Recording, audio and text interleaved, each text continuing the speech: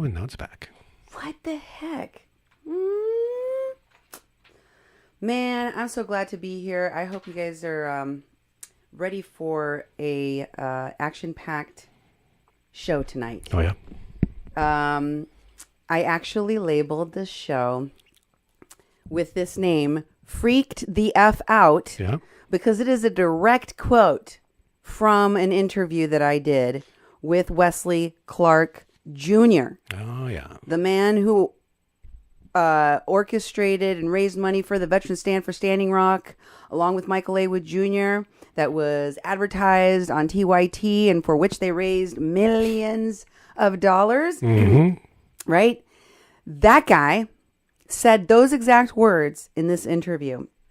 And the interview is actually 3 hours and change. Yeah. Mm-hmm. But I'm not going to play all of it tonight because that's a crazy amount of time. That's even longer than most of my shows. Exactly. But I am going to play unedited and uncut the first hour and 27 minutes. 26. Yeah. 126. Where he basically, I mean, this is kind of the meat and potatoes of the conversation, in which he basically called to tell me he was very, very freaked out because of all of the associations that he had basically had done on him as a result of learning about all this stuff that happened in the Kathleen Bennett case. Mm-hmm. And he was going to tell me this is part of a much, much bigger plan, a much bigger operation, and this is what it entails, and here's who's involved. And he just goes for an hour and a half basically telling me all of this stuff. Yeah, a swear word warning whenever you get Wesley Clark on the phone, and Cindy. There's lots of swear words, and we're going to play it unedited, but when we play this on the air in our local community on 88.1 FM, of course, we'll go through the whole thing and take out all the swear words. We can't have that running on the air. But for your enjoyment, you hear it unedited, uncut, hour and a half interview from June 16th, 2017, I believe. Well, Duke, the thing is that ever since we did the show Let's Talk Turkey, where I showed Wes Clark Jr. and Wes Clark Sr. with the woman that remained working, I believe, as proxy for Wes Clark Jr. In the Veterans Stand for Standing Rock, Sadef Buyakataman. Oh, yeah. We're all having a barbecue at Wes Clark Jr.'s house in L.A. with Wes Clark Sr. present and Sadef's dad, Kaya Alep Buyakataman. Both of whom are, and this is Kaya and Sadef, daughter and father, are the president and communication director for Turkish Watch, a propaganda publication that is pro-Erdogan, that they used to raise money to buy a submarine to improve Turkish-American relations. Oh, yeah, I remember that. Remember when I talked about that? Yep. After that call, Wes got very upset with me. And, frankly, I feel like I was the one that should be upset.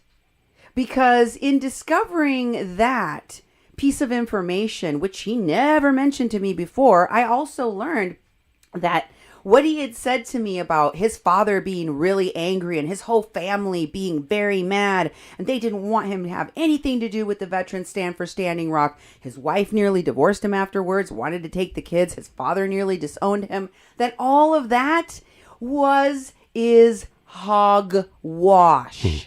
That it is a lie. That his dad was definitely aware. Not only that, but he wasn't mad at him. He was on board with it. He had already met with Sadef Buyakataman long before he went out to the Veterans Stand for Standing Rock. And his story about when they developed the plan to do the Veterans Stand for Standing Rock and for why changed as the Kathleen Bennett case evolved and was finally solved, and it changed over time as many of the people that had been employed as part of this massive operation got arrested for doing criminal things somewhere else. Yeah. Then it was at that point that he would say, "Oh, that person, they are trash. I never liked that person." And I think that it was right around June 17. Is that the right date? 16. 16, excuse me. That one of those massive oh crap moments happened to him where he realized that a lot of these people that were in Flint, Michigan, that were criminals, that were doing bad things, were going to get themselves arrested. We're going to get themselves visible. And he was going to be connected to them. So he decided to call me in a panic and come clean. Although, of course, he wasn't really associating himself with them. He was saying, I was at one point. I see what they are now. These people are bad. I'm going to tell you everything of what I think they're doing. And, I'm starting to think Wes was lying to me about a lot of things.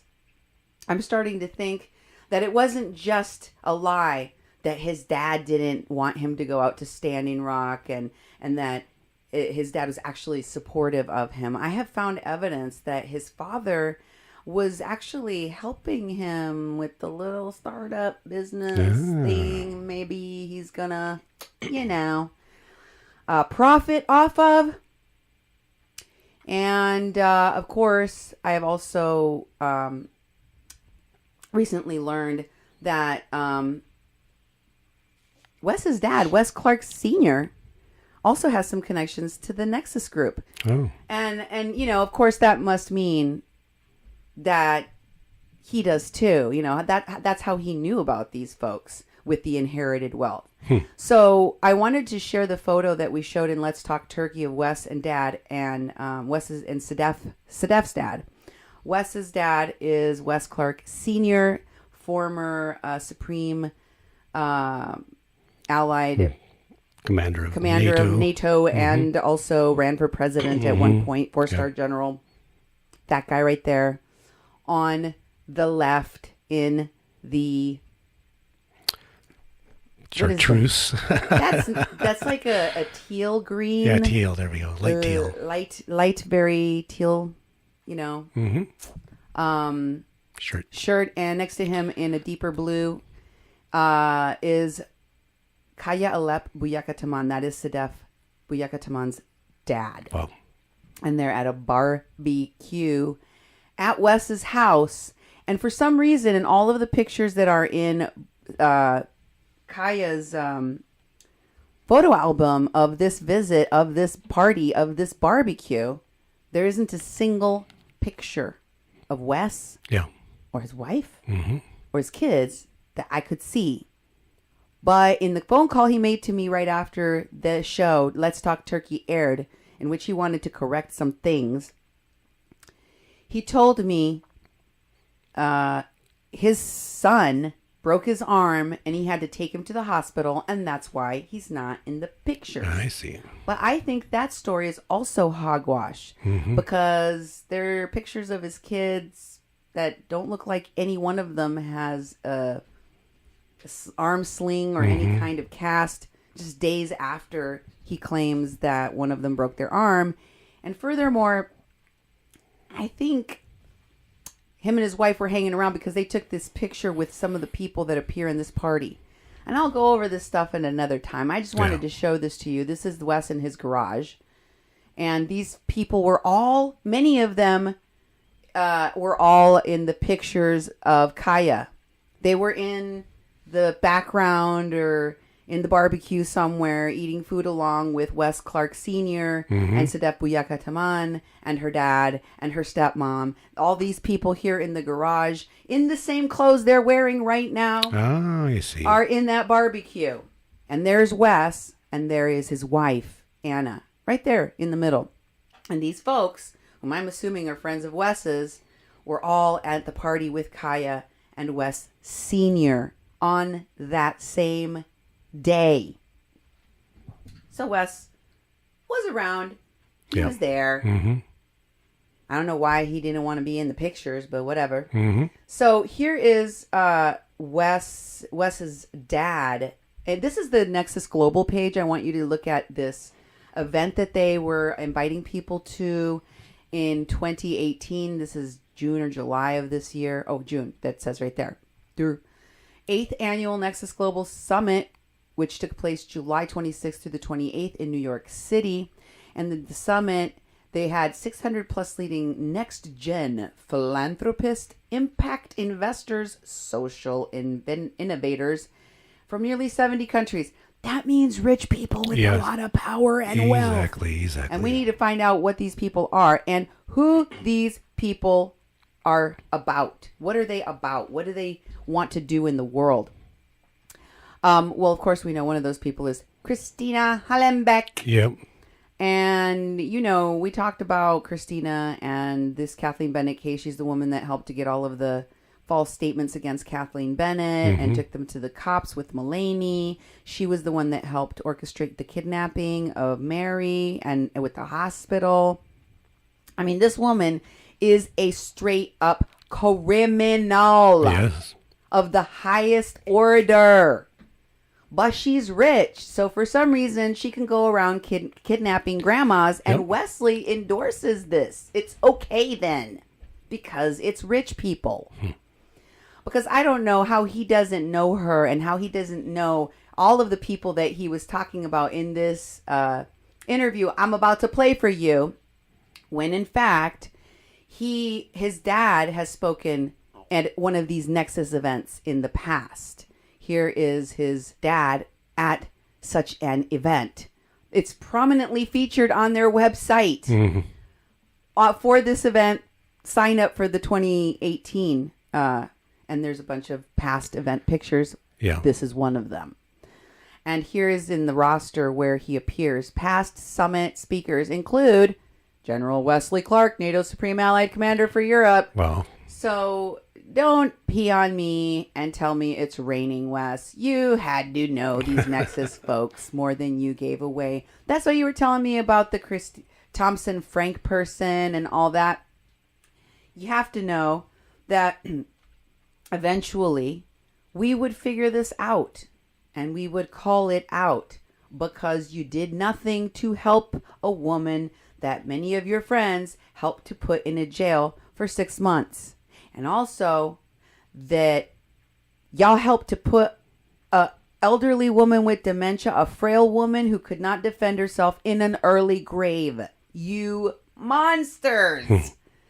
You saw this frail little woman, this tiny woman, and you decided you were going to exploit that. So disgusting to not do anything about it. I hope your conscience is talking to you. And I don't know, but we're going to go back through all of those people that were with him. I'm going to find out more about not just Wes Clark's wife, Anna Paris Clark, but all those folks that were in that garage with them that day. They were witnesses to this important meeting between the Turkish Forum creators and moderators of this publication and Wes and his friends, Jerry D'Souza, all those people in that garage picture. You know the garage picture I showed you, honey? Yeah. That was Jerry D'Souza, Sabine Klinger, Darren Edwards, Kavan Jolson, Griffiths, Christine Griffiths, Nakaya Gale, Cruz Horton, Vicky V, Steve Crawford, George Horton, Jennifer Mills, and Ray X-Ray, along with Wesley Clark and Anna Paris Clark. Wow. So they all were there for that. They all know that this went down, that it actually happened. And before I get to this recording where I'm going to share with you, I'm deviating from what I told y'all I was going to do in my last show, because I was going to take you over to Portugal and show you what that fake Miwok Indian woman that they had working with Winnie Wong, Desiree Kane, went out to do with LaDonna, Mama LaDonna. But I'm going to get back to that because I realized there was something wiser and more important I need to do, which was to set the stage and show you and tell you what Wesley Clark Jr. asserted about a lot of these people, what he said they were up to, and what they were involved with. But first, Duke, yes, please tell people how they can get a hold of us and how they can follow, and especially how they can support our work. Definitely. Well, there's a bunch of ways to get a hold of us. You look at your screen, there's 701-566-0917. That's our message line. You can call and leave us a message and we can get back to you, or you just might want to have something to say. You could actually record something and, we could play it on the air. We've done that before and people have called and left messages and they wanted them aired. You can also find us by email. You can email Cindy at kpppfm.com and me, Duke, at kpppfm.com. Also go to kpppfm.com. That's where we put all of our podcasts. I actually don't have the latest show uploaded yet. I'll be doing that later tonight. And you can go see all the archived shows we've done. You can go to a Mexican Crossing Lines, see all the Mexican Crossing Lines.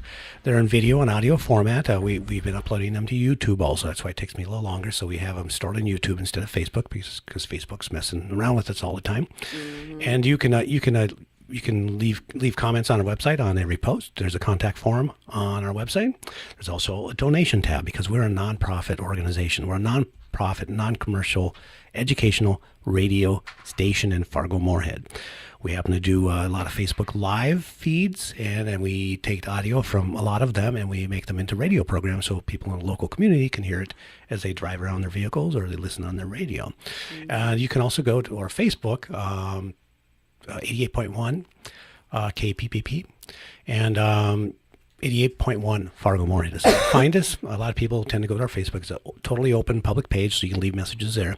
We also have the People's Press Project of Mexi Dashcan, and Cindy has a public page at Cindy Gomez-Schempp. So there's many ways to get a hold of us, many ways to get us information. Thank you for all of you who do that. We do get quite a bit of information. We go through it, and sometimes we don't get back to you right away, but we're not ignoring it. We definitely read everything and go over everything, and we figure out how we can use it or, and get a hold of you and get more information, those sorts of things. So thank you very much for supporting us and participating with our research. Also, I'm going to shout out to the other LPFMs out there, some of whom have reached out to us and asked if they can play Mexican Crossing Lines on their stations. The answer to that is yes. Yes. Please help us spread the word. Mm-hmm. If you play my shows in your area, that means more people get to learn the truth about what really happened at Standing Rock. And I'm going to keep digging. I have to tell you that one of the ways in which Wes Clark was able to string me along for all the time that he did was because he was telling me that he himself was the victim of being set up. He was set up by these people. Okay. He was unaware that this was that they were bad people, that they were involved with bad things, and that they were doing anything. And so along the way, he would recommend for me to talk to people, all of whom he called at the time friends. And then, he started to speak negatively of them as I discovered what they were and started speaking negatively of them myself. And then he would be like, wow, that's crazy. This is the first I'm learning of it too. And another way that he was able to string me along was that he was telling me, I am, as I learn stuff, as I realize something bad is going on, I am calling the FBI and I am reporting it. Yeah. I've done this report, and there were many times, as you know, Duke, where he called me and said, can you please record? Are you recording? And I always said to him, of course I'm recording. I always record everything. And he would be like, good. I need you to stay on the phone with me. I'm driving. There are people following me right now. I'm under threat. Numerous times where he called me, freaked the F out. And I now believe he was doing that in this very theatrical way to get my sympathy, to make me believe, to sell the idea that he himself was a target, that he himself was duped, set up, and that he was now being threatened or, surveilled, followed, for what purposes, I don't know. But he told me he was reporting it to the FBI, and you'll hear him do it in this interview as well. So those two things led me to believe, I was taking him at his face value. He's the son of a 4-star general, and he was telling me he's reporting this to the FBI, and that all these people are going to get their just desserts. And I even told him, I love you for doing that, because we had no support from people in the media, from people that were doing media work out at Standing Rock for the Kathleen Bennett case. It didn't feel to me like anyone was going to stand up for Mary Trujillo, this frail Lakota woman with dementia left to die in a hospital, or her daughter left to rot in a jail. And I couldn't believe that people who claimed to want to help Indigenous people, that were out there specifically rubbing up against every Indian that they could, were ignoring this like huge case where a woman was facing 15 years in prison and another one could die. And Manape, one of the headsmen, said flippantly he had her ordered removed from the camp and jailed. Yeah. And he felt he slept great at night knowing what he did to Mary Trujillo. The kidnapper herself, Mulaney Stoneman, no remorse, Yep. no sorrow shown for the time that, I mean, the kindest thing she ever said was that when her own daughter, or when her own foster kid was allegedly raped, and now that he's been convicted of that, Yep. by Derek Bassig. She told people to stop asking her about Kathleen Bennett, and then she said if she's still in jail, I don't think she should still be there. Yeah. That was the kindest thing she ever had to say about her. But these people, none of them got in trouble, showed remorse. It seemed that they were being protected by much higher powers, moneyed powers. People that were working directly with law enforcement, people that were working directly with the WPLC, people that were working directly with the glitterati, the people in the campaigns, whether Bernie's or Jill's, people that had the ear of the media. These were the people that were involved in jailing an innocent woman and nearly killing her mother. She did eventually die. She went to an early grave because of the horrible treatment that she received at the hands of these people. The very people that Wes was telling me he was associated with. And so the only way that I could understand that he wouldn't have had them arrested or used all of his celebrity and his name and his power to free Kathleen Bennett, to keep Mary from dying in that hospital alone, and to expose any of the people that he was associated with the Veterans Stand for Standing Rock, for what they had done. To expose them, to make sure that justice was served and that these people went to jail. The only reason that I continued to believe in Wes and support him was because he told me that's exactly what he was going to do. He told me that was exactly what was going to happen, and he was going to make sure of it. In this call, you will hear him name a lot of people. I'm going to tell you what to listen for because I don't want you to miss it. You may have to go back and play it several times just to make sure you caught all of these parts and pieces you are about to hear, okay? Because in addition to that little clip that I have played from this, I played you that little clip over and over and over again where he names all the people that got him to go out to Standing Rock. Nora Maccabee, right? Jen Spalding, who was one of the witnesses in the Kathleen Bennett case, along with Robin Gage, right? Sadefu Yakataman, Chris Dussing, Lawrence, Kansas, the staging area that they had there. Mike Wood Jr. or Mike Wood stealing $450,000 plus messages that he wrote to Michael Wood Jr. when they supposedly fell out at Standing Rock. And this message that he reads, that he wrote to Michael Wood Jr. and the response from Michael Wood Jr. Elucidate a lot of exactly what their stories were going to be. So listen very carefully to exactly what he says to Michael Wood Jr. and what Michael Wood Jr. responds. He also throws Jordan Sheridan and Chelsea Lyons Kent under the bus and tells me that Mike Wood Jr. was meeting with those two. And he calls her some kind of a Nazi person. So he he alludes to the fact that a lot of these people are connected to the alt-right, and of course you would know. Remember the pictures I showed you in my last show of Evan Duke III at an Antifa rally? That guy has a violent criminal history, but he was standing right next to Tulsi Gabbard in my last show. Yeah. The Gift of Gab. With Tulsi Gabbard, featuring Tulsi Gabbard, and all those veterans stand for Standing Rock Veterans Respond, Veterans Service Corps, whatever the hell. They turned it into so many different things. People, including Evan Duke. And of course, Chelsea Lyons and Ed Higgins and all of those people that he's going to be talking about. We now know that they're associated with the alt-right. We now know that they were always for Trump. We now know that they were always connected to the Russians. And they're just showing more and more of, they're letting it all hang out now, those associations.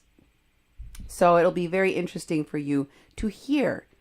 And remember the show in which I showed you Victory Lundquist and who she was and how she was working with Christina Hollenbeck and how she was supposedly one of the people that he was concerned about? He talks about that more in depth in here, and how this Victory Lundquist locked him out of his room and turned it into a women's place. They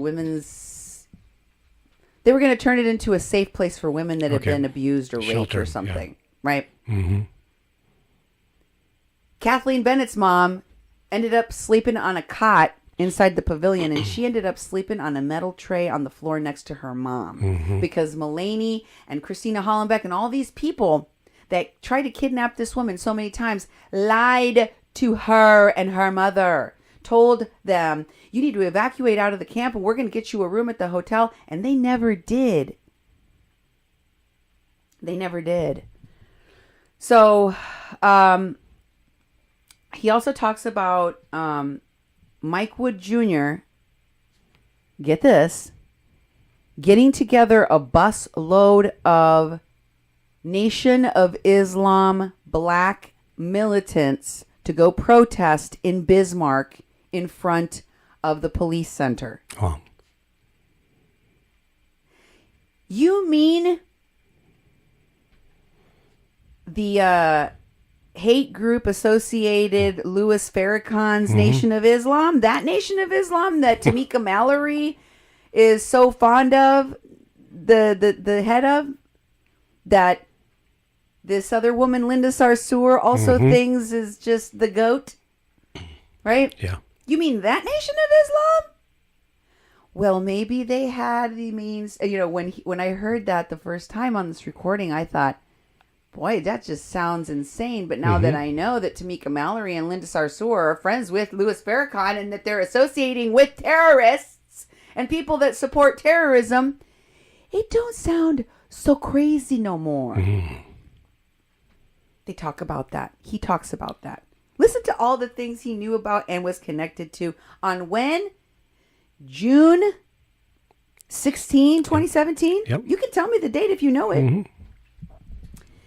So he also talks about Gwendolyn Cates and Christina Hollenbeck, of course. And he tells us he tells us a lot more about Sadef. So he told me, and this is again in June of last year, that Sadef Buyakataman had an apartment in Santa Monica. So he knows where she lived. And he said that she had been paying that apartment rent every month. How would you know that? Yeah. He later told me in recent calls he hadn't talked to or had any communication with these people for a year or longer.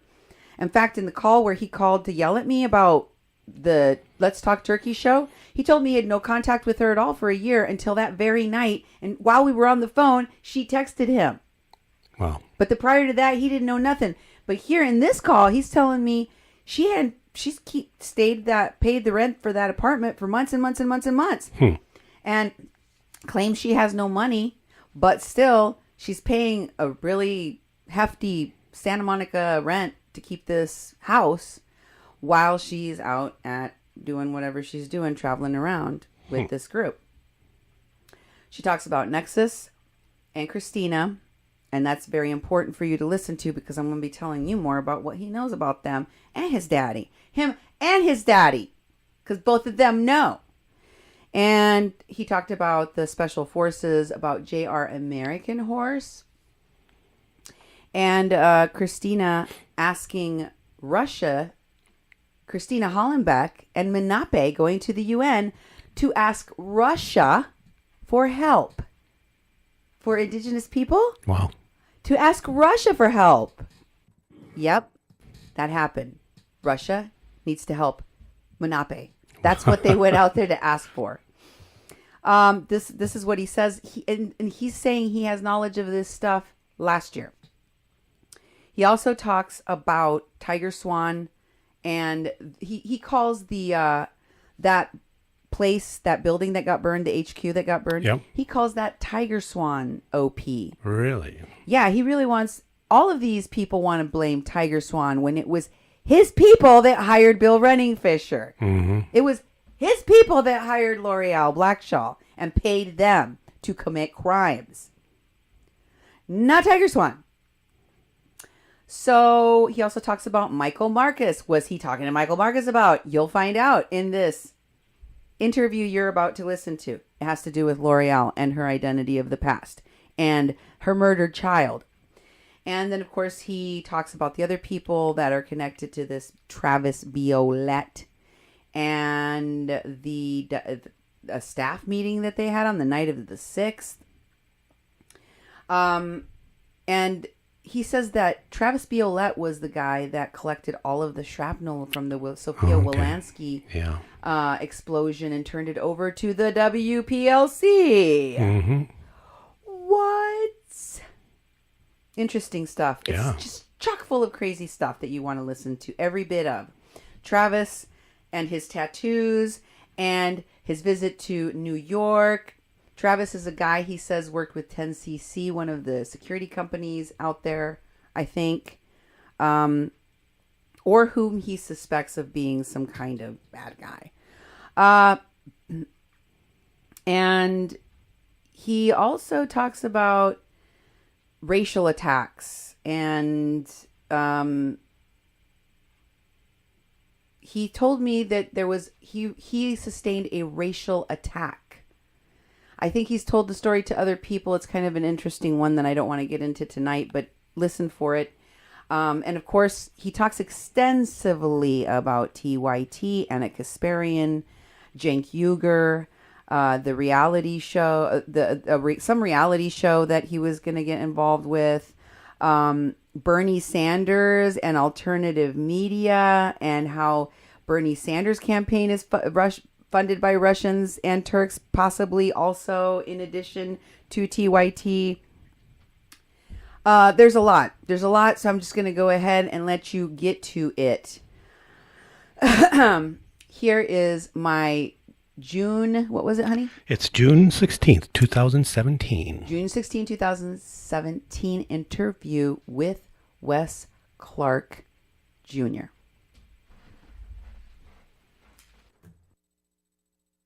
Hi, Wes. Hello? Hey, is this Cindy? This is Wes. How are you doing? Freaked the fuck out. Yeah. Yeah. I've been feeling like that for a really long time. This is all, like, this Kathleen Bennett thread is all part of something much fucking bigger. Yeah. Has Josh shared with you the stuff we've got? From yesterday? Yeah, the Christina Hollenbach signal texts. Yes, that was something he was telling me about yesterday. I was piecing the And by the way, I've made multiple fucking calls to the FBI about all this over the last week. I've called the Manassas office. I've called the LA office 4 times. I've sent emails. I've sent the identities of everybody involved. I love you. Oh, Cindy. I do. I mean, it's really, this is the most, okay, so let me tell you the story as I understand it now based on pieces I've put together. You know, I got on Twitter like last May. Mm-hmm. And sometimes people message me. And because I'm a nice guy, I always engage everybody. And I just talk to them and I tell them the truth of how I see things.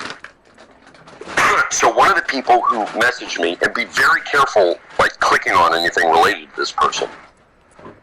She was at Kura Manga, spelled Kuramanga. Okay. And she, I think, contacted me in June. I went back and tried to check my Twitter DMs yesterday, and all my DMs with her are gone. Huh. And I didn't erase them. So 1 month, less than 1 month later, after this kind of interchange with her, and it was pleasant and nothing sexual or anything, I was contacted by Sean Stone, Oliver Stone's son. Okay. Who said he wanted to write a movie with me. Okay. 1 month later, I get a call from a man named James Martinez. James Martinez says he got my number from a friend of mine named Nora Maccabee. Okay. When I called Nora and asked her yesterday where she knew James from, she said he was a friend of Sean Stone's. So the first question is, why would a friend of Sean Stone's go to a friend of mine to get my number when they could have gotten my number from Sean Stone?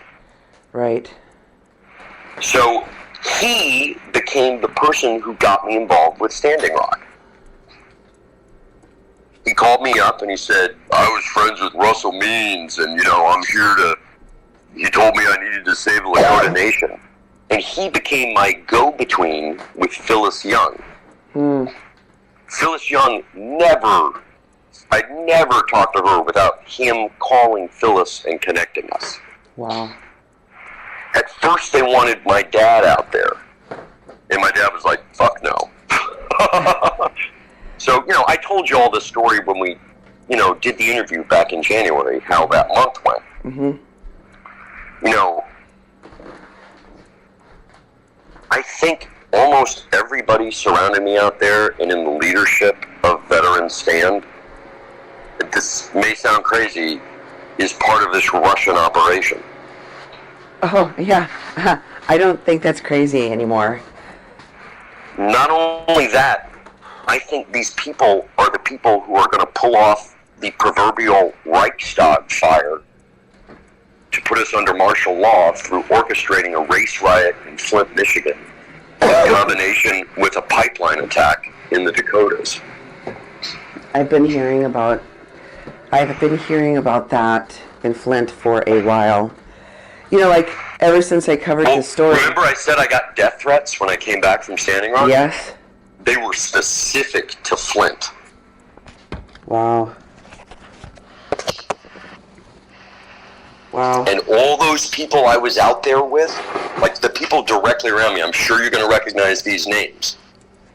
Evan Duke. Yep. Travis Biolette. Yep. Chris Dussing.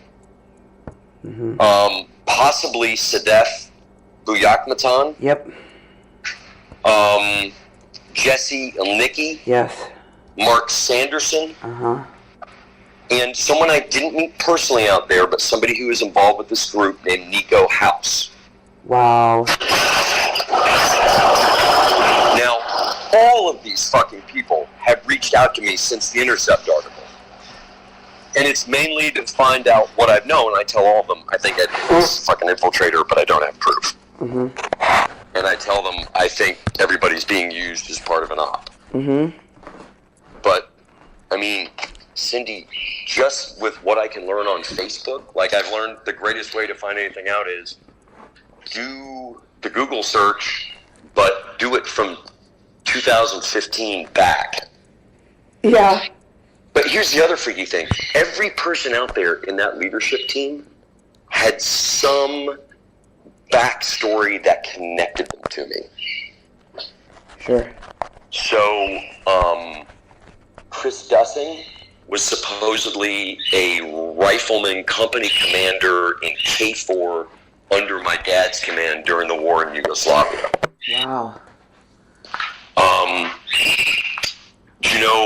recognize the name Jen Spalding? That sounds familiar. Jen Spalding was the officer in charge for the Eagle Butte staging area. Oh, yeah. Jen Spalding, when I met her, was, by the way, one of the first people I met when I walked into the fucking casino. She was sitting right outside that little fucking restaurant in a wheelchair with a fucking heart device on, telling me that she'd just gotten out of chemo, she had 6 months to live, and that she was in this state of affairs because of a brutal attack she'd suffered in the military where people kicked her in the head. I also suffered an attack in the military where I was kicked in the head. Uh-huh. Okay, anyway, so she was the head of the people down in Eagle Butte. And she had this story about being attacked by neo-Nazis when she was there. Mm-hmm. But what I've noticed is she drives all over the country. She's still alive and heading to Michigan.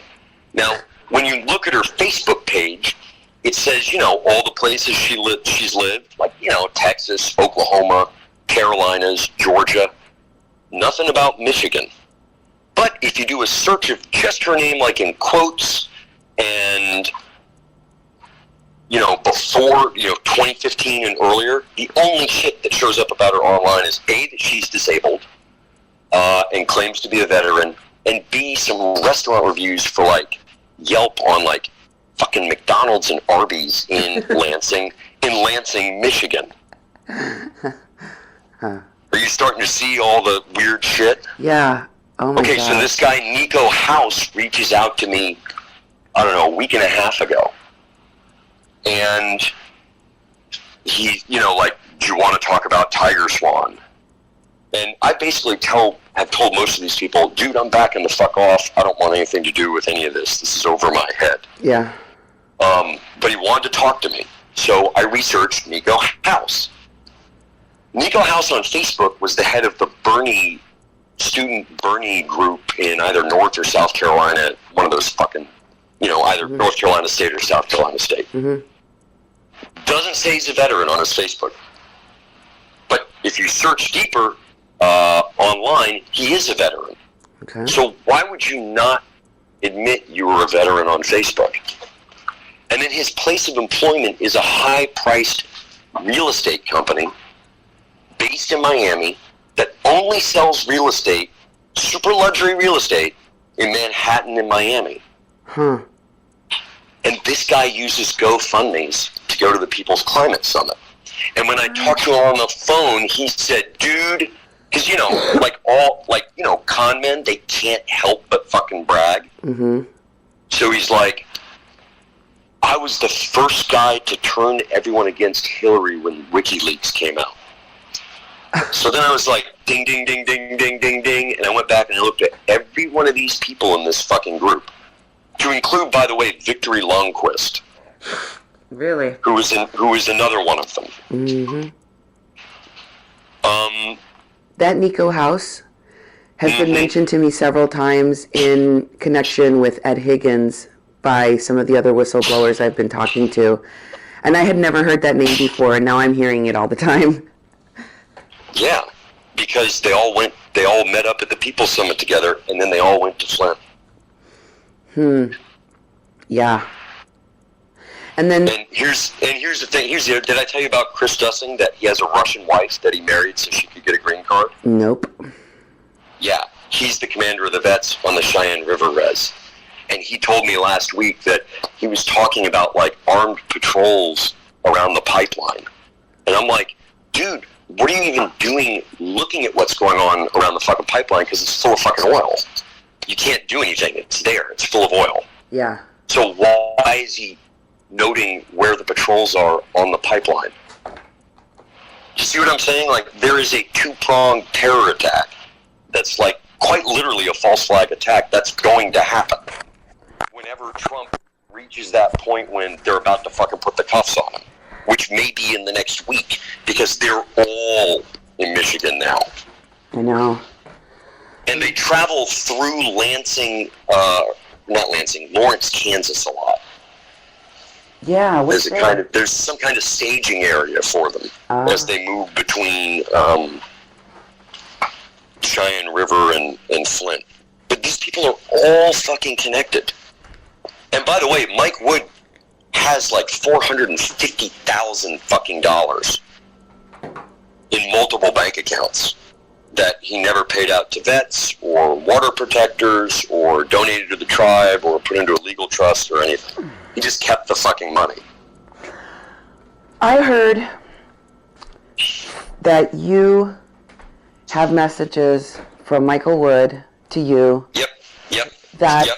That verify that he did leave the security in charge, that he left L'Oreal and the vets that he assigned in charge of security. I can literally read you his text right now. Okay. You want me to read him to you? Yes, please. And then I have no computer skills, so I'll have to remember what Josh told me on how to. So let's see. You can take pictures of them and then text them to me on Signal. That's the best way. Okay. So let's see. I'll just start off on like the morning of December 7th, because that's when I took off, because I thought I was about to get fucking killed. Mm-hmm. And I put out a tweet that said, I'm about to be fucking killed by mercenaries from Tiger Swan. Mm-hmm. And he contacts me at 6:58 a.m., delete those last tweets. I answered, dude, not kidding, dude. Check with Heather S2, as we're missing one of our people and Tiger Swan is a suspect. Mm-hmm. He says, got it, but not publicly. That's all. I write back, Crow Dog asked me to write a letter to Obama for us to free Leonard Peltier. I wrote it, got it approved by Phyllis, and we'll send as soon as I get Wi-Fi. He responds, you must stop speaking for us. It's pissing everyone off. The troops did not sign up for that. They signed up to be water protectors. That's it.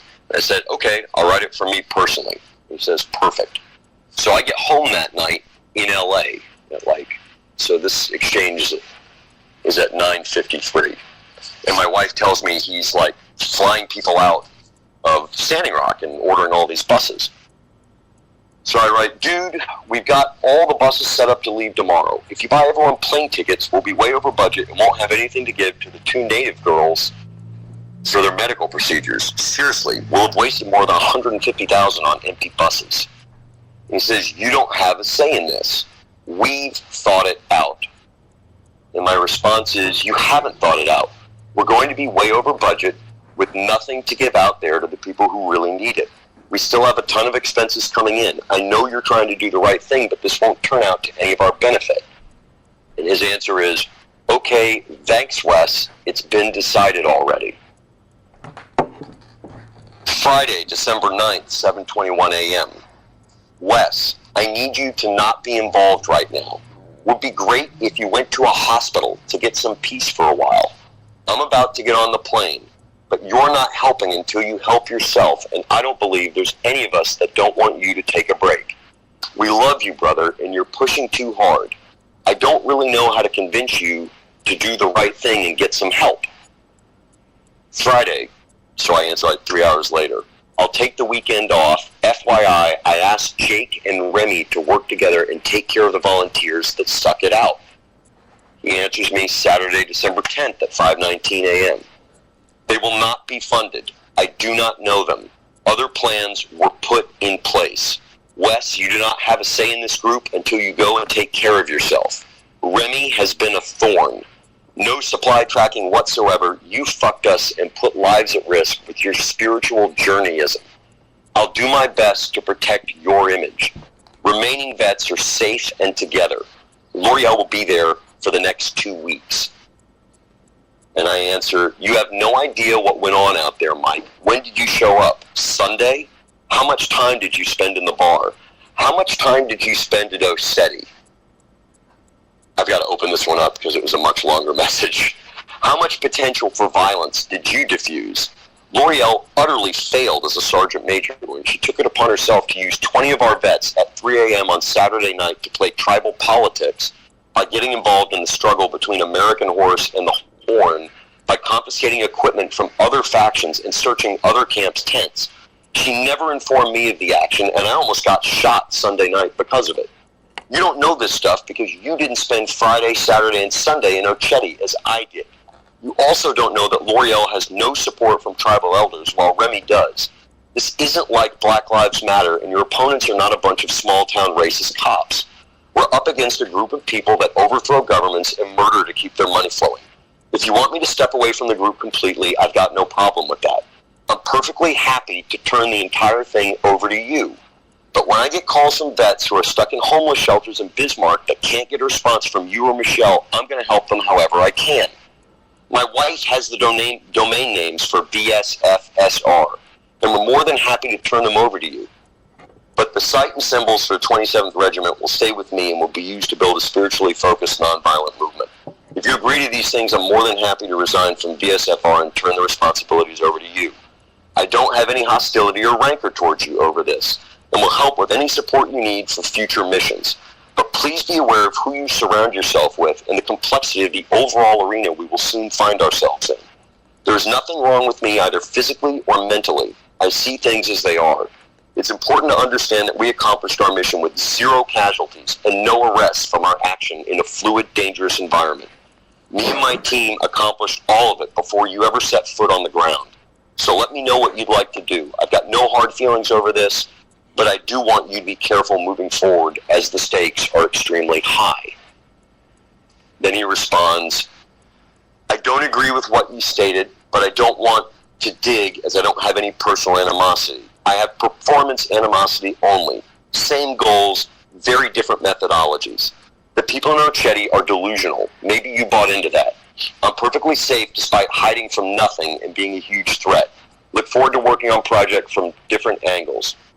Maybe even better. That's it? Well, I mean, there's all kinds of stuff. But also, he also hired this woman named Ashley Parker. Here's the thing you have to understand, Cindy. I think this whole thing was planned, like, literally, and the ideas put in my head before I went out. Oh, yeah. I mean, and if you look at another super interesting thing. So this woman, Nora McCobie, was out in L.A. a couple weeks ago. She's friends with, like, Nicole Boxer and shit like that. Mm-hmm. So they brought me up to this dude's house, in Hollywood, like, who lived in the hills. Like, whatever that canyon is that's got the fucking Hollywood sign on it. Okay. And the guy there is like, hey, I know this guy, Zach. Let me look up the name. Because he knew I did the veterans thing. And let's see, Task and Purpose. Zach. So he introduces me via email to Zach Iskel, who's the guy that, like, owns Task and Purpose. Mm-hmm. Task and Purpose is the magazine that called to interview me when I put that warning order on, and they published that article that went out, and suddenly we went from, like, $4,000 and 30 people to, like, $1,000 and $1 million overnight. Mm-hmm.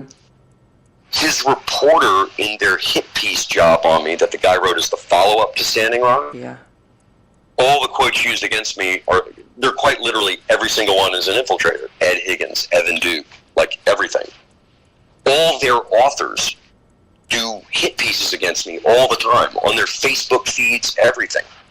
So he introduced me to Zach, and I said, Zach, thanks for the initial article that got so much interest in veterans going to Standing Rock, but you should know that based on the Intercept article, I think your author used a whole bunch of infiltrator lies against me in the follow-up article, mm-hmm. and I'd be happy to write a 5,000 to 10,000 word piece about what it's like to be the target of an operation like this. Mm-hmm.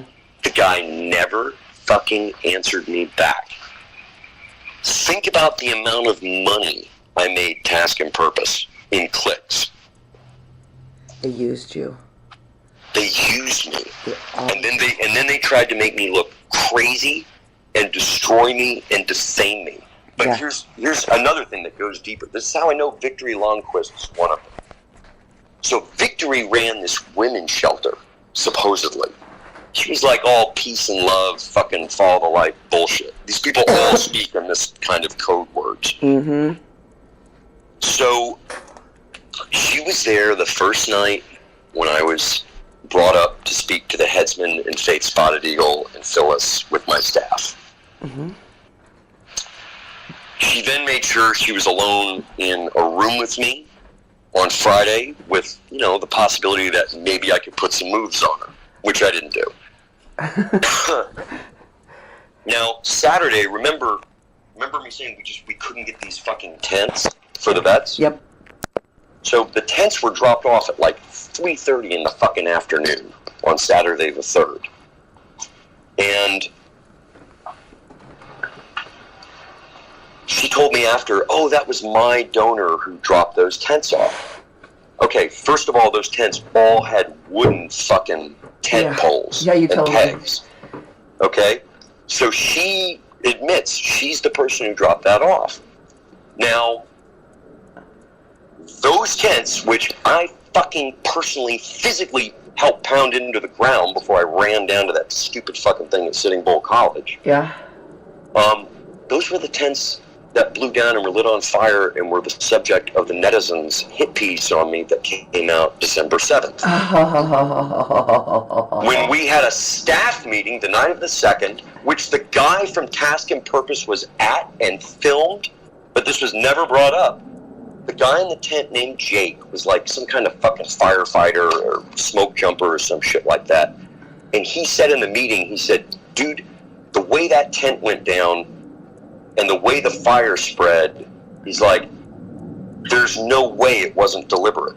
He said when it came down and we got the thing out in less than 5 minutes, but he said there was already a camera crew there with like a satellite hookup to photograph everything.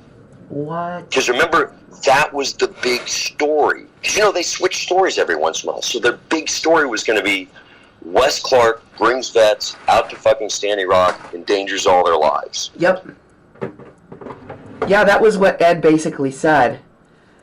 That's how he described you when he was talking about what you came to do. He's like, the dude was, unstable. You've been to camp, right? Yes, several times. You know where those tents were? They were all the way down by the fucking river.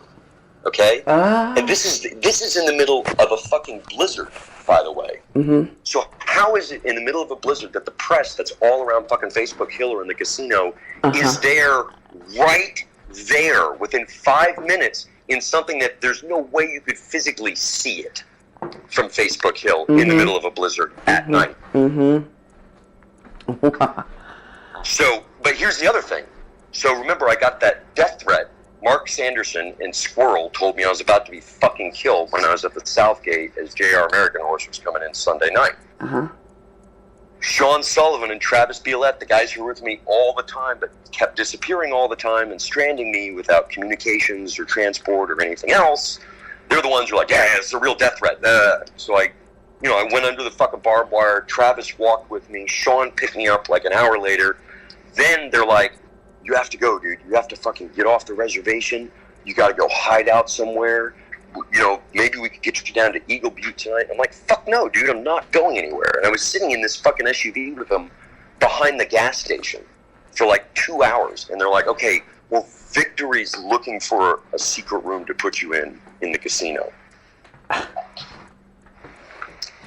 Okay, so that's the room that we had the staff meeting in. And remember that last night when I was like, holy fuck, there's infiltrators everywhere and something's about to happen. And, well, okay, so we had the staff meeting in the room Victory had for us. And then when I came back there at about 10 or 11 at night, nobody was around except Heather, the purple-haired transvestite, who was supposedly our hacker, sitting in the hall. And none of our fucking bags were there, everything. And I was told, you can't go in the room. It's been turned into a women's shelter. What? Nobody can go in. I'm like, well, where's my shit? And it's like, well, Travis took it. Or Sean took it. And, like, they've got it somewhere. So they set me up then. So, of course, now there's nowhere I can go. There's nowhere I can be inside. All my shit's gone. And I know Victory is one of them because that whole phony women's shelter thing. And you have to understand, okay, the night of, I'm trying to remember the dates. December 2nd, okay? Yeah. Von Bull Lodge and Chris, I believe his last name is Curtis, drove me around Ochetti in their SUV. And they were telling me there's a serial rapist on the loose in camp and that they'd found an 80-something-year-old woman with her diaper around her ankles covered in urine a couple days earlier. Did you ever hear about that?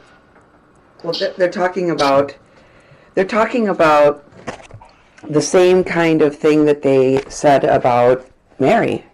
Yeah, and they said this to me the night of December 2nd. Right. And did you ever see Bill Rennie-Fisher? Because he would have been hanging around Von Beau Lodge. I might have. I don't know. I mean, they all these fucking people played me. I don't even know if I met a single fucking legitimate water protector while I was out there. I don't think you did. It's like they were literally bouncing me from one crisis to another. I mean, think about it. They tried to get me to completely leave Sunday night before the blizzard and right before Mike fucking Wood got there. Wow. And Mike Wood was supposed to bring this fucking satellite system that would provide Wi-Fi secure for, the whole camp.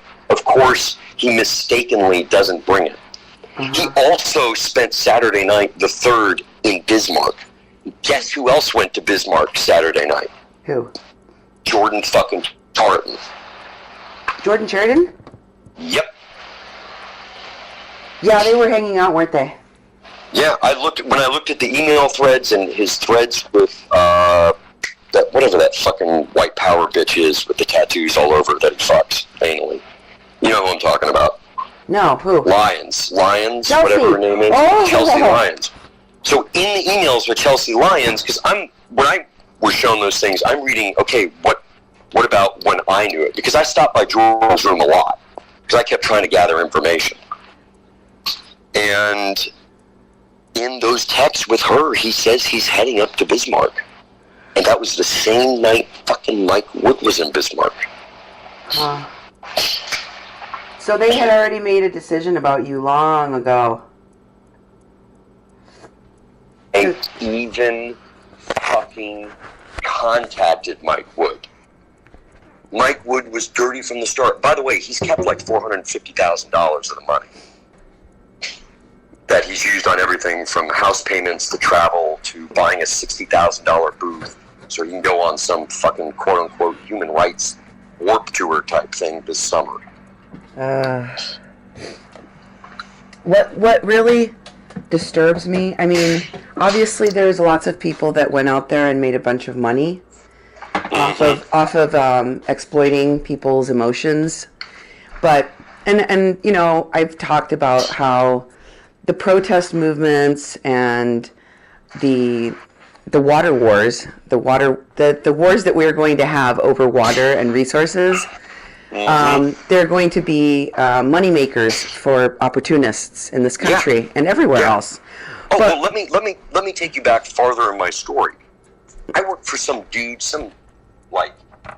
guy from England who went to the London School of Economics for 2 months back in, I want to say it was 2011, to go to an AUSA convention in DC and help him sell this body armor he had, which was actually a pretty cool body armor. I've got a suit of it at home. But we had lunch with this woman, and fuck, I can't remember her name, but my dad had told me that she was she'd been on Fox News. She was blonde. She was about, 5'2". She had an Arabic tattoo on her arm. She was supposedly dating a NASCAR driver. But during this lunch, she described how she ran a black site in Iraq, and fuck Obama because that motherfucker took all the money away. And what the fuck are we going to do now? Mm-hmm. And now I think with Standing Rock and all this stuff about to go down, you know what they've all decided to do. What? They're going to fucking take down the government, create martial law, and get themselves paid to repress us. Uh-huh. Yeah. Well, I did see a lot of that happening in Latin America. So I've talked about this in those terms, this is coming over the border. It's going to be something that will become normal here in the United States. And It's not something that Americans are willing to believe could happen to them. I don't know how they can't, considering the state of affairs we're in today. I mean, what's essentially happened is the same exact thing that happened, well, I mean, a different variation of it, in Mexico and in Russia. Yep. Which is your elite security forces decided, fuck, man, let's make some real money, and they turn into organized crime, and they wreck the society. Yep. But at the time, I remember having an argument with my dad when Calderon took power, and he's like, no, you don't understand. He's going to clean up the corruption because he's a general, and all of the military will follow him, and we will have real control. And that's not what happened. Nope. Instead, we had chaos and murder. Yeah, and that's coming to our possibly. Here's the other thing. I mean, all these guys tried to reach out, like, you know that guy Jeremy White? Yes.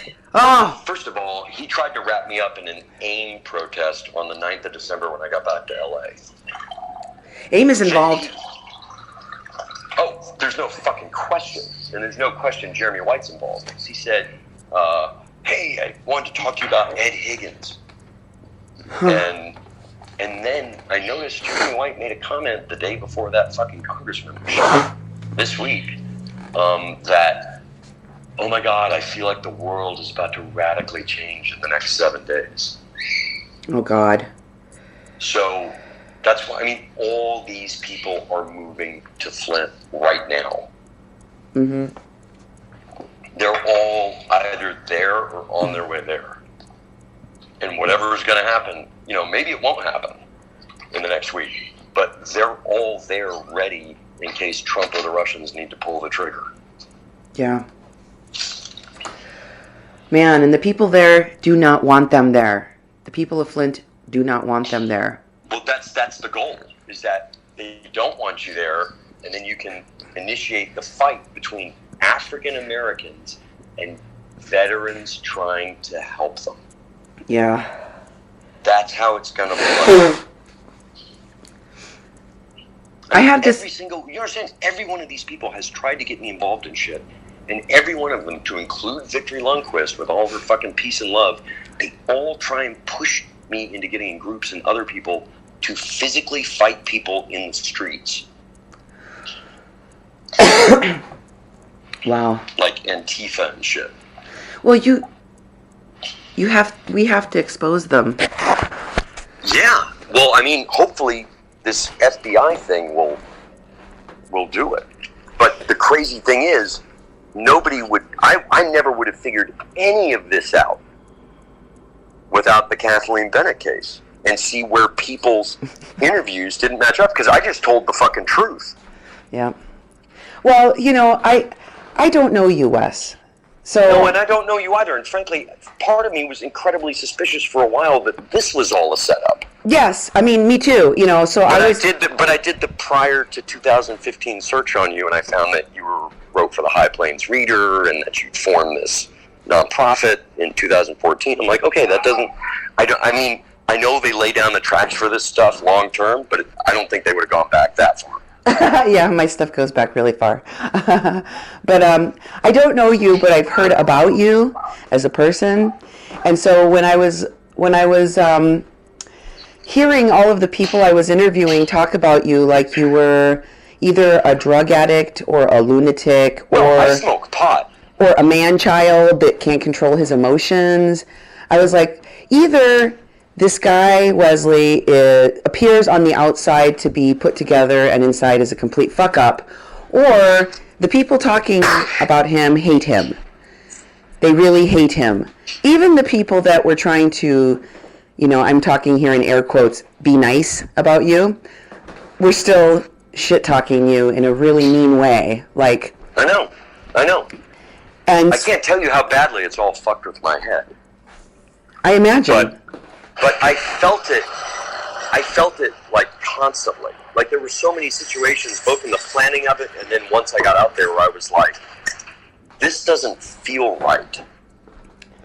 You also strike me as the kind of person that has this like very gentle demeanor about you, even when somebody is doing something really mean to you. Because Yeah, but I can get angry and be a dick like anyone else. I will try to. I'll take your word on it because I don't see it. I heard, personally, if Michael Wood Jr. had said the stuff he said to you in that text, I would have flipped out because, like, I talked to him one time, and I thought the guy was for real. Like, I remember I did too. I wrote an article about him because I kind of admired him for exposing brutality against people in law enforcement, something that I've been talking about for years. And I thought, this guy, somebody should give that guy a medal, because I bet that all the Leos want to kill him for exposing how frequently they plant evidence on people and drugs, and how frequently they lie about this or use, force unnecessarily, etc. But when I talked to him about Kathleen Bennett, I heard a man who was unwilling to take any responsibility for anything that he did related to the veteran stand. I'll tell you one other thing. Okay, so the morning of the 6th, this is mid-blizzard, I got word that there was some vet with PTSD in the camp that had been acting weird and that was bipolar and had left a suicide note, and they couldn't find him. So I said, dude, we need to gather everybody up and form what's called a police line. Everyone lines up shoulder to shoulder and you kind of walk like a huge field. I mean, well, let's go find him. And he says, no, fuck that guy. Everybody's responsible for themselves. The exact quote. Wow. Yeah. He's just, when I talked to him, he didn't even have any human reaction to the things I was telling him. L'Oreal said. These people are all sociopaths. They're all sociopaths. Yeah. I mean, who the fuck else would do something like this? Can I tell you what his worst idea was? And this is, going back and look at it now, I'm like, holy fuck, it totally makes sense. So he talked to me like on the 24th or 25th or something, and he said, dude, I have 4 buses full of black Nation of Islam militants who were going to, put on a bus to go to Mandan and surround the police station. What?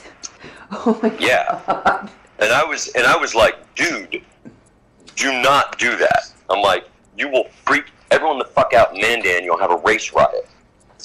Yeah, Mandan. Has he ever heard of Mandan before?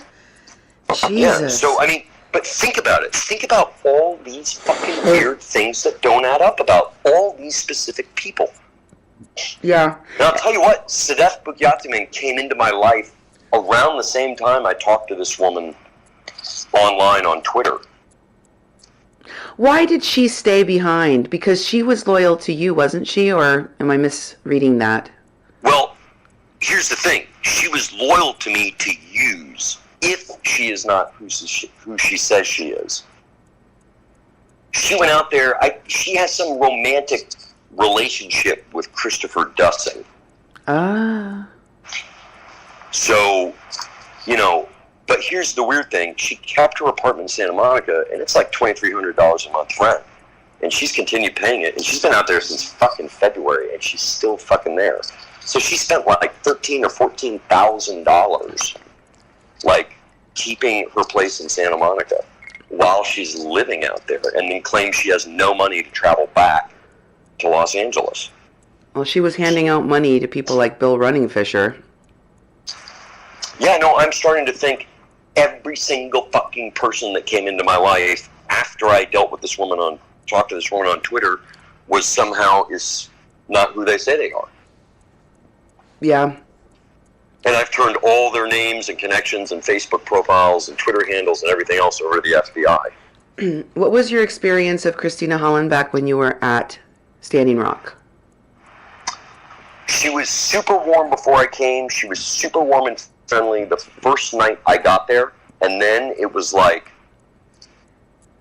I was irrelevant.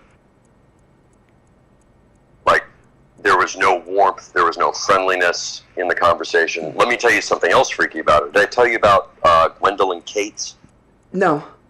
Okay, so she was a documentary filmmaker out there. She did a documentary a couple years ago about the Yazidi in Iraq, and she's like all fucked up with PTSD from it. And she did a big documentary about the Onondaga Indians in upstate New York. Mm-hmm. So she's putting together this thing on Standing Rock, and she actually, I think, showed a preview of it at that Standing Rock Film Festival. Mm-hmm. By the way, Sean Stone was also at that festival. Okay. So Gwendolyn told me that Christina came to her house before the Standing Rock Film Festival, said she needed to detox from Standing Rock. And by the way, Christina doesn't know Gwendolyn that much, but I saw Gwendolyn when I was in New York at an NYU conference that Phyllis showed up to. Phyllis with Young. This woman, Trish, whatever her name is. Phyllis Young. So, yes. Okay. So I'm sure they were like, what the fuck was Wes talking to her about? Check her out, see what kind of footage she has, type of thing. So she stayed at my friend's house for a fucking week, okay? Huh. You know, supposedly detoxing. Who goes to a fucking stranger's house in New York City to detox? Who the fuck does that? And then leaves on the 7th day saying, okay, I feel better now, and goes and gets a hotel room. So she obviously had money for a hotel room the whole time. But here's the weirdest fucking part of it. When I first met Christina, that first night out there in Standing Rock, and when I talked to her on Signal before I went, she said that she was in Egypt, in Cairo, helping the democracy activists in the Arab Spring. What? Here's the freaky part. So she stays at a woman's house in New York that she's kind of acquaintances with, who did a huge documentary on the Yazidi and lived in Iraq, and she never mentions in that week that she's ever been to the Middle East. What? Yeah. Doesn't that sound suspicious to you? Of course it does. It's completely suspicious. It's giving me flashbacks. Because, you know, after I talked to you... Oh, no, here's the other thing. You know, Christina showed up as the person RT interviewed about Standing Rock, at Standing Rock, within 24 hours of arriving there, right? Yes, I did know that. I didn't... And did Josh send you the signal messages between she and I? No, he was driving and he couldn't send that stuff. He said he'd have to do it today when he got to a laptop. Because he was driving. You still there? Did I drop your call?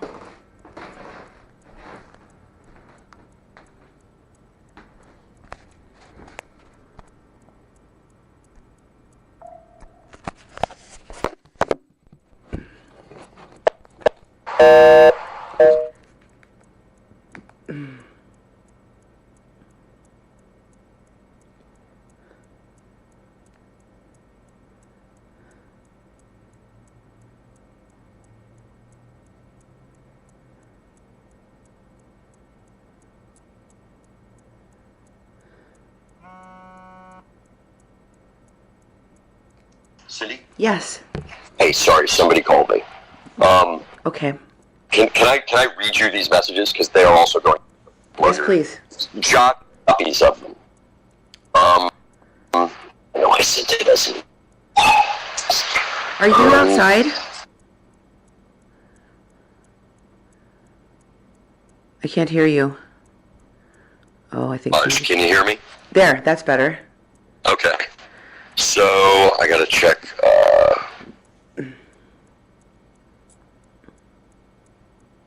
let's see, signal screen grabs. Let me go to sent, because I must have sent this.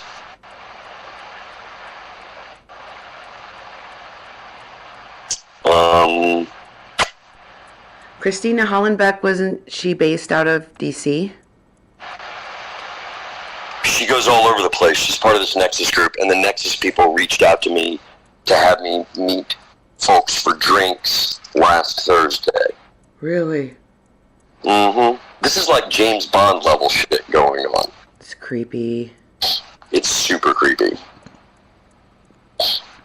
Listen, I will send you the screen grabs. Mm-hmm. email. Should I send them to you? And by the way, Josh has copies of them as well. In it, you see she arrives in camp. She asks me to introduce her to Phyllis. Mm-hmm. She gives me all these other people who I need to call, who I need to talk to include JR American Horse. So she brought him up right away. Yeah, no, you'll see from the record. Josh has copies of all this shit. Wow. And I sent copies of all of it to the FBI. So the first things that came out of Bill Running Fisher's mouth, who's the very first person I interviewed on the Kathleen Bennett case, he talked about everything that he claims to have found with regard to Mary, and then he moved right on to telling me about how dangerous the camps were, how there was some kind of, there was rapes going on, and there was this Sioux Warrior Society, and this JR American Horse who leads it, and he had to be removed from the camp because something about him building explosives or something. And he told me that JR American Horse was the person responsible for the majority of the violent actions taken against Morton County. I will tell you, JR had the single worst idea I ever fucking heard from anyone out there.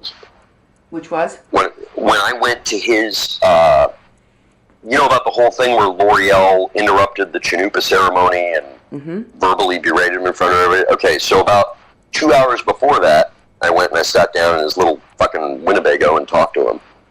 And he said, what we're going to do is, we've got some Native Special Forces vets, and they're going to infiltrate, and they're going to sneak up behind the mercenaries, and they're going to zip cuff them and take their weapons. And I was like, dude, if you do that, A, people will be killed, and B, every fucking person involved is going to go to jail for kidnapping. Yeah. I literally got down on my hands and knees and begged him not to do that. I don't think JR is necessarily the bad guy, but he definitely had someone whispering bad things into his ear. Yeah. Because to believe that you could get away with something like that is beyond fucking delusional. Yeah.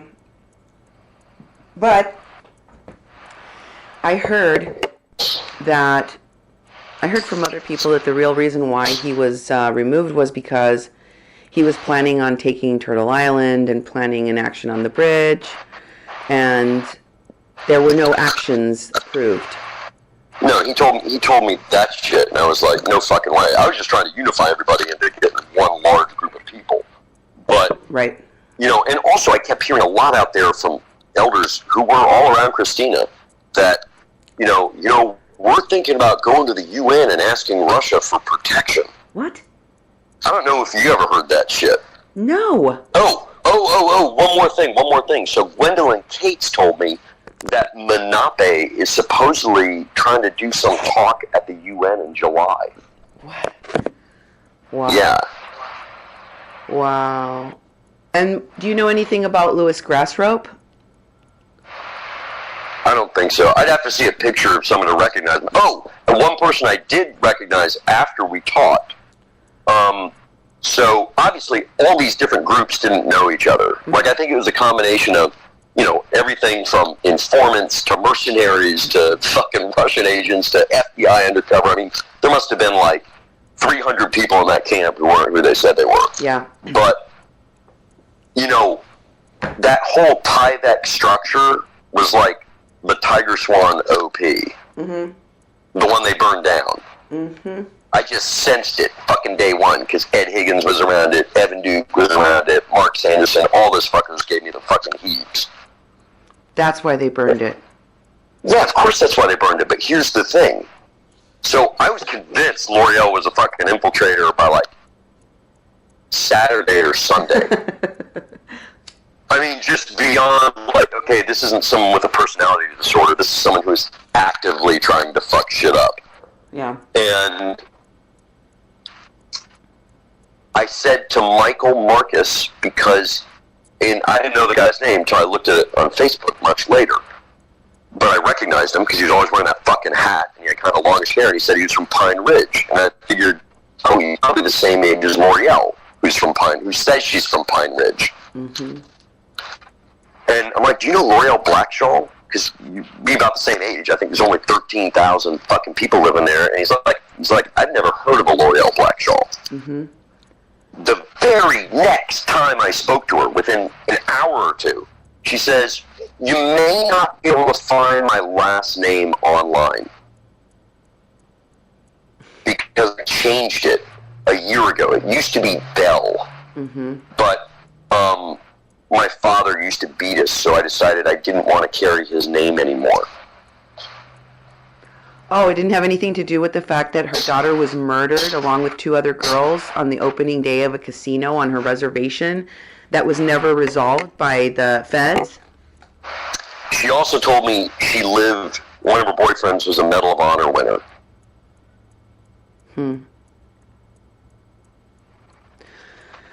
I just know there's, like, I don't think they all knew who each other were.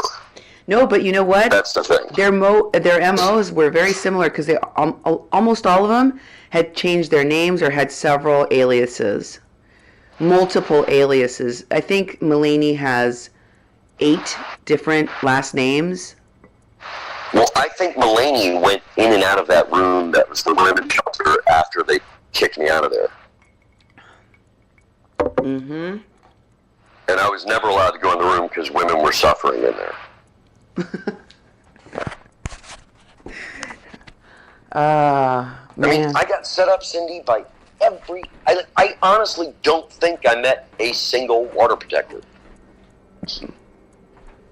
I really don't think I did. No, you probably didn't.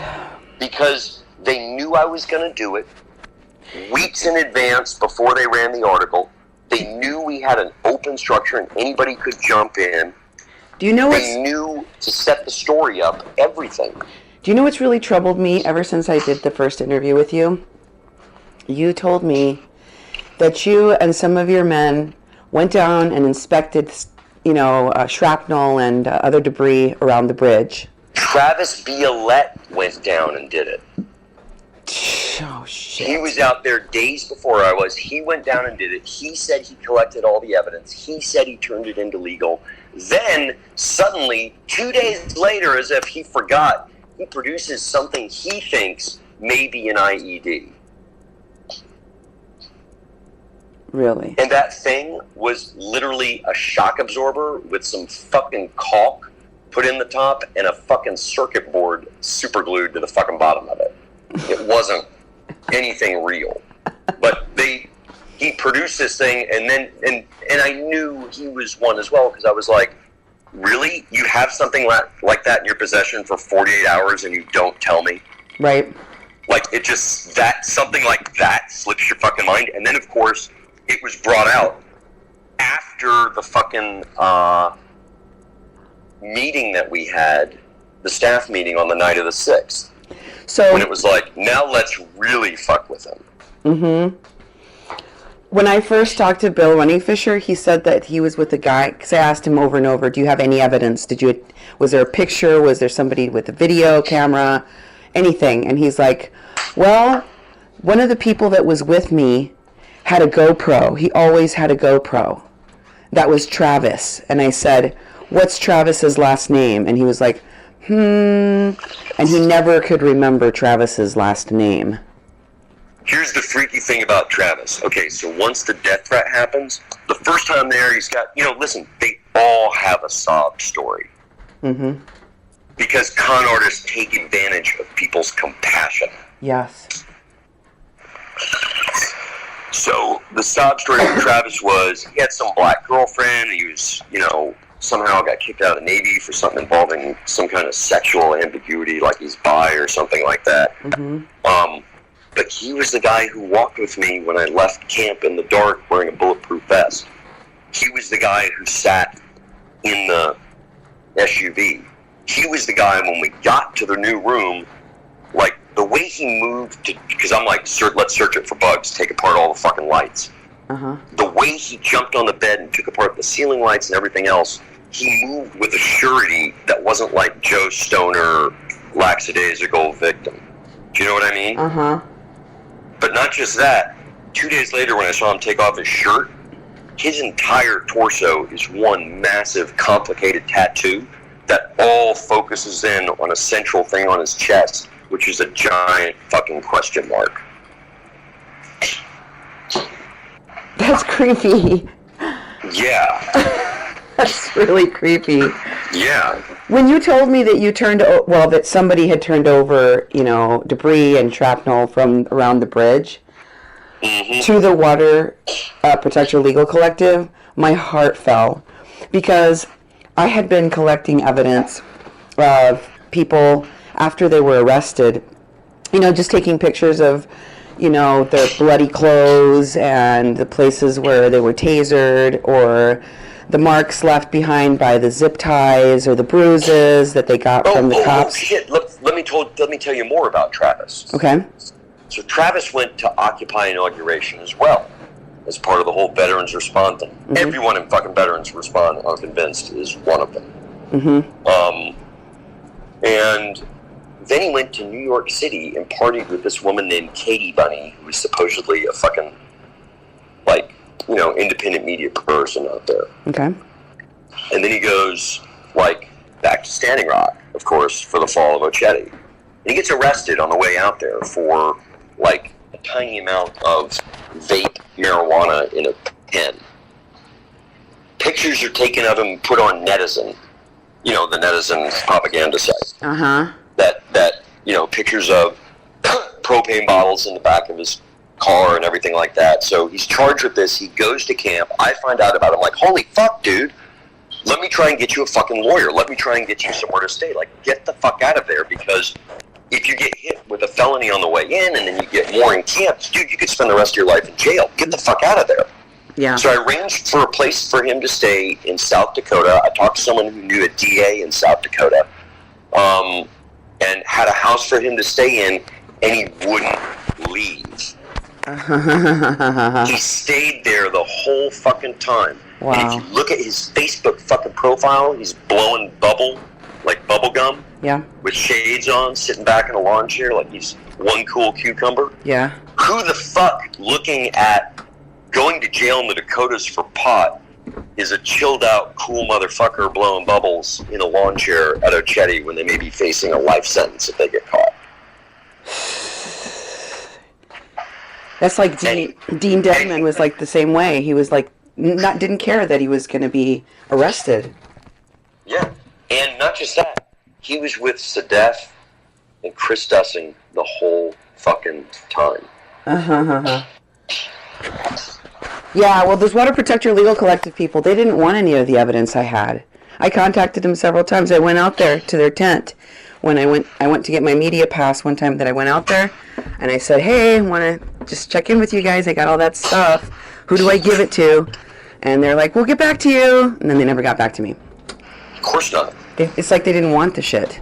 No, they don't. Because, listen, you understand how much money there is in oil, right? Yeah. And whether it's, silver or bullets, there's more than just this money. I mean, I run in weird circles. I make connections to weird people because I live out in Hollywood and I was a writer. Mm-hmm. So I had dinner in 2015 with a guy named George Ratas. He set up the electronic crimes division of the Secret Service, and he, for the last couple of years, has been the head of information security for Citigroup/Citibank. Mm-hmm. He came out to meet with me because they wanted to make a movie or a TV show about the Alex Gonzalez case. Okay. That's the case where essentially everybody lost track of Russian hackers, once that case was blown. Mm-hmm. He told me, and by the way, this is coming from the head of information security for Citigroup. Yeah. In October 2015, told me that more money had been stolen by the Russians from the U.S. banking system than the size, in the previous 12 months, than the size of the entire illegal drug market. What the fuck? And I said, you mean cocaine? And he said, no, the size of the entire illegal drug market. What the? So, put all these fucking pieces together. Ed Higgins, who is not Tiger Swan, Blackwater. Eric Prince, Blackwater, who was trying to set up a back channel to the Russians in the Maldives before the inauguration. Wow. This is literally the Kathleen Bennett story, literally is what exposes the entire fucking thing. Yeah.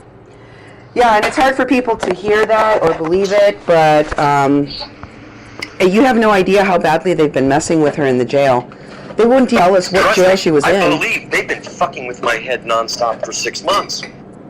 They're keeping her from getting her medicine. They wouldn't let the new lawyer that we got for her be her lawyer. Like, they wouldn't let her sign the paperwork so that she could change lawyers. Mm-hmm. It's been like a constant battle to have any kind of communication with her. Nobody can put money into her commissary. That Josh Selly, one of the investigators on this case, showed up. Russell speaks to her every day. He talks to her, yes, but they couldn't get any money in her commissary, and she can't get medication for her back pain. And you know what? The guy that investigated this case after J.D. Grubel, the guy that shows up in all of the Intercept email exchanges, Josh Selly showed up at her transport. Talk about intimidation. Whoa. Yeah. She was freaked the fuck out. You've called the FBI, haven't you? Oh, of course I did. It was one of the first fucking things that we did. Not that did us any good, but yeah. But it's on record somewhere in a recording in your FBI. I recorded it too for posterity because, you know, and the woman I was talking to, I'm sure she was just some person that, you know, takes these calls in some phone bank situation somewhere, but she didn't know what the fuck Standing Rock was. And I literally thought she was joking. I said, you know, this happened at Standing Rock, and she's like, what's that? And I'm like, are you kidding? No. Same reaction when I called. I said, are you kidding me right now? Like, are you living under a rock? Did you not turn on the television at any point during this summer? You know, like, what? Mm-hmm. That's what they acted like when I talked to them. So I was just really frustrated. I felt like, well, I just feel like I yelled into the wind, you know? You did. You did. This thing is still ongoing, Cindy. The question is, will the authorities actually fucking look at the truth and find it out before the event happens? Well, we told the FBI a long time ago, and they didn't listen to us. Now you've told them. What if they don't listen to you? I mean, here's the thing. All I know is what I've seen and heard and watched. And a whole bunch of shit just doesn't add the fuck up. Mm-hmm. And part of the whole gaslighting, I mean, you have no idea how bad these people fucked with my head. They've been in my house. Well, listen, Leslie. They did all this spirit shit to me before I went out there to make me think I was like the second coming, essentially. When they were evacuating the camps, they sent a crazy bitch to my house. She was one of the people that was in the hotel room with Dean Dedman, the drone pilot, when I interviewed him. Oh my God, did she have white chick, short hair? Long hair, white chick, long hair. Oh, okay. But this chick showed up at my house and literally came here to get me arrested. She was trying everything she fucking could to get me arrested at a time when the cops were frequenting my home, at a time when people were coming around my house. I think they were trying to serve me with a subpoena because there was no arrest warrants for me anywhere. Nobody tried to serve me to sue me, and I don't have, you know, they got nothing on me. So I'm like, I'm just not going to answer the door. If they can't serve me for a grand jury, they can't get my information or my sources. And all of the data that I had on interviews and shit, I got rid of it. I gave it to my lawyer, and I was like, bye, you know? Mm-hmm. They're not going to get any of my stuff. The only way they can get me is if they actually subpoena me, in which case they can say that I'm in contempt for not answering their questions, and then they can put me in jail. But if I never answer the door, they can't do anything. See, I have no legal sense. I'm just a stupid, trusting person who's been taken advantage of most of his life. I don't understand how you can be so nice to people that are so mean to you. Well, because in the past I haven't been. I mean, I was the victim of a racial attack in like 1995, and it really fucked my head up for about 10 years. Mm-hmm. And, you know, since then, I've kind of had it. I mean, I've been through some traumatic shit in my life. But I was also an Army brat, so you just have to kind of trust everybody because you're moving every year or two. So you can't be closed off. You have to be open. It's like when I was putting together the Standing Rock thing, I didn't do anything with the Wes Clark Jr. page or the GoFundMe, but I answered every fucking message that came into me on that page on Facebook. I talked to everybody because and I talked to everybody in whatever language they approach me. So if somebody came at me like, I am an angel of the Lord, I'm like, hey, me too. You know, tell me whatever. And so can I ask you something? Weren't you upset with TYT? I mean, the network itself and the way that they treated this whole situation with you and Michael? You know about Anna Kasparian, right? Yes, I do. So here's the thing. I've known Anna since she was like fucking 19 years old. Oh. I trust her. She doesn't never trusted Jordan or Mike Wood. And she doesn't want to see a station that she was at that grew from a tiny thing to whatever destroyed by Jordan and fucking Mike Wood. Mm-hmm. And she's going to push the fuck out of this story. That's amazing. But there's another weird thing, and I just have to mention it because it makes me feel weird. Mm-hmm.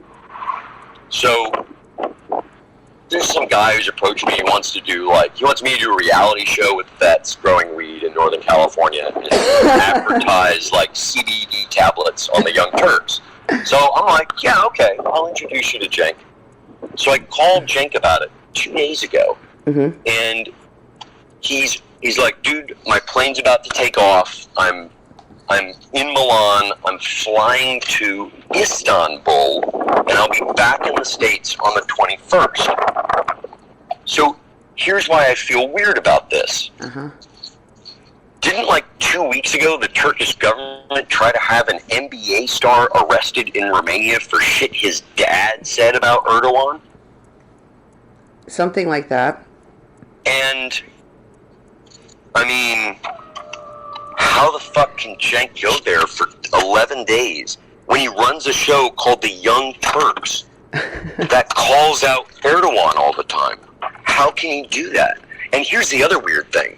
Listen, and I've told my wife this and my parents this, and Cenk can verify it. So after I did that Young Turk show on the night, I think of the 8th or 9th, right when I got back, I went up to Cenk's office and I literally told him, dude, I am fucking Enoch. I'm one of the 2 fucking witnesses that's coming for the end times, and let me tell you, everything's going to play out. And I go through this whole thing with him, and he reacts to it as if I'm telling him I need to go down to the store and get a gallon of milk.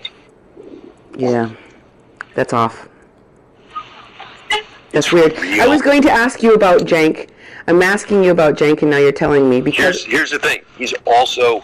And because, now I got to look at, okay, what are their weak points? Why would the Russians or the Turks or anybody else, why would they involve them in this? Okay, first of all, alternative media. Yeah. They push the whole Bernie thing. They also push the whole Hillary Clinton's a crook, and we all have to go with Jill Stein thing.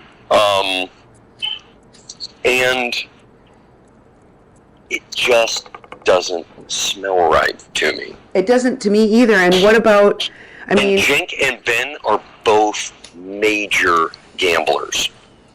And when I mean major gamblers, I mean they were telling me before we did Old School, like a year ago, that they'd lost $20,000 in Vegas. Jesus. I mean, these guys gamble all the fucking time. And when you think about who Soviet agents or other agents are going to recruit, it's guys who love hookers and gamblers. Yeah. Well, one of the things that I was concerned with is giving this information to somebody that will be cock-blocked by Cenk, because I had the same kind of a check in my spirit about Cenk, especially because, here's what I saw. I saw you thrown under the bus by their network, and when I saw that Jank, because Michael Wood Jr. kind of went like radio silent for a long time, and how he was having Sedef raise his money for him for the Veterans Stand for Standing Rock stuff, and all of a sudden he reappears with Jank, and they're doing some fundraiser for the Resist movement against Trump, and I was like, oh, you're promoting him again. Wow. Even after everything that happened, now you're promoting Michael Wood Jr. again. And that pissed me the fuck off. And then, when the Intercept article came out, he tweeted about you, and he said, Wes was right. And I thought, oh, you're going to say Wes was right, but you're not going to say we were wrong? Can I tell you about another weird thing with Young Turks? Because they've always promised me, they've always promised me like a talk show. They've never given me a talk show. But in 2012, no, this is 2011, like summer. This story is going to be like a short story. So there's this woman who goes by the name of, what the fuck was her name? She had dark hair, but she supposedly just left Cargill, and she had a patent for some fat substitute for meats or something like that, and she knew, hey, there's General Hart's son, I'll contact him. Oh, her name was Sandra Fowler. Yeah. So I'm like, okay, we'll have a meeting, and she was hot. I mean, she had like big tits and like dark hair, beautiful. And she came over for a business meeting because I was staying at Oakwood Apartments in the marina, and she comes over and she's 2 hours late, and she's fucking wasted. And then she goes, do you have white wine? I want some more white wine. Let's go get some white wine. So we go up to the mini mart in the Oakwood, and we buy 2 bottles of fucking white wine. We then go back to my apartment, and something feels off. I'm like, okay, yeah, it'd be cool to sleep with her, but I'm afraid this is the kind of chick who's gonna like steal my shit. So, or is setting me up for something. So I'm like, let me get you a cab. I wait outside with her for 2 hours. She tries to argue how she can't get a cab. No one can pick her up. It's too far to her house. Yada, yada. 2 days later, I get a call from this woman named Lily Moon Garcia, who says, Sandra talks about you all the time. She's obsessed with you. I'm a friend of hers. She's missing. We're looking for her. Let me know. And then another message like, if you see her, don't tell her we're looking for her, which immediately, like, you're like, ding, ding, ding, what the fuck? Yeah. So I talked to Lily Moon Garcia, who turns out is a pregnant woman who gives facials on Main Street in Santa Monica. And she was calling because Sandra Fowler stole all her cash tips, fucked one of her friend's husbands, and ran up like $4,000 in credit card bills or something like that. Like, it was just shy of what you get arrested for like grand larceny. Wow. Yeah. And then I'm like, because you hear something like this from someone you don't know on Facebook at all, and you're like, what the, like, do I trust this person? But I'm like, well, what did she spend it on? She goes, she went to Macy's on this day, and she went to here on this day, and she goes, and this was 2 nights earlier, and these 2 bottles of white wine at the Oakwood convenience store. So I went, holy shit. Oh, this is an identity thief, and this woman is telling me she's pregnant. She's either pregnant or she's got like a really young baby, and she's about to get married next weekend, and the police won't do anything in a case of that number unless the evidence and the person are at the same place where the police are. Does that make sense? Yes. So what I called Jank. I tell him what's going on. Yeah. I tell him I want, somebody, like a camera there or something. Yeah. A cameraman, because I'm going to set her up in the next 24 hours. She's always talking about how she wants to be on the Young Turks and talk about what Obama's food policy should be. By the way, she's a total food snob. Like one of these people who takes pictures of these super expensive restaurants all over the world, smiling with the chefs, drinking, like, wine everywhere. So I tell her I'm going to meet her at the Whaler, which is this dive bar down, like, right near the pier at the end of Washington Boulevard in Venice. She meets me there. I've got the cameraman with me. We get high. We go over there. I'm on, like, my 3rd Jack and Coke by the time she shows up.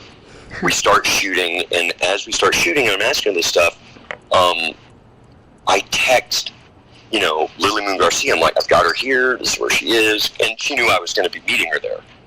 And in the middle of the interview, the police walk up to her, put her hand on her shoulder, and they go, Sandra Fowler. She practically falls out of the fucking stairs. Camera then follows us down the staircase, past the woman who's pregnant, with a baby in her arms, with her soon-to-be husband, who was robbed. And they put Sandra Fowler in the back of the fucking police car, and all the evidence exchanges hands right there. Not only that, the drink she paid with when she got to the bar were on that woman's credit card. So, and here's the thing, they never ran it. And this woman was hot. I mean, this would have been like a 2-3 million click story. Yeah. They never ran it. They refused to run it. They said they'd be in legal jeopardy if they ran it. For what? For what? Because if she was found innocent, they'd be in legal jeopardy. God, like they really care about that shit. I know, but think about it. If Cenk is not who he says he is, and by the way, they used me for legitimacy when they first started. Obviously. And of course, never gave me a show. I barely come on the main shows anymore. It's just, I just feel like I've been set up and manipulated by people for possibly as long as 5 or 6 years. Can I ask you an honest question? Do you really think they're going to let Anna run with the story then? Well, here's the thing. I also told John Iadrola about it, and I brought up the question to both of them, how is Cenk able to be in Turkey for 2 weeks after what he said about Erdogan? Mm-hmm. Neither one could give me a mention, other than they said, we must be protected because he's an American citizen. Huh. But isn't part of Cenk's story that he was born in Turkey? Yeah. So Turkey could also claim he's a citizen? Yeah. Yeah. So, what do you think? So, I think Cenk works for some kind of Turkish intelligence or the Russians. I mean, fuck, the producer of the show, Irina Nichita, is Russian, even though on Facebook she says she's a Romanian. Well, let me tell you something. I was watching his do you remember when they came out with Cenk's documentary? Yes. I can't remember how many years ago that was. It was not that long ago. 6 years ago, probably. Really? 4 or 5. Okay, I guess it was a while back. Anyway, I'm an avid documentary film watcher. And that one kind of stuck out to me because there's kind of several different genres of documentaries. And there's definitely this niche of documentaries that are like pure propaganda, Yeah. And they're literally paid for by like the Flim Flam guy. I call him Flim Flam guy. His name is McAleer, and the oil companies hire him. He's a documentary filmmaker, quote unquote. But the oil companies hire him. You mean, wait, the guy who made Cenk's movie? What do you mean, Cenk's movie? No. This other guy that I'm comparing what this movie, the Cenk's movies felt like to me, is like a paid propaganda thing, right? So I know that there's movies that are not like made by genuine documentary filmmakers that are out there to try to expose something that we don't know about, and that they're actually made by very rich companies or people that have... Because who the fuck else can afford to make a documentary? You don't make any money off documentaries. Right. Or, and about one person, like documentaries about individuals instead of like topics are even more rare. So when you find one... By the way, I just want you to know, Cindy, if you're recording this, I'm totally okay with it.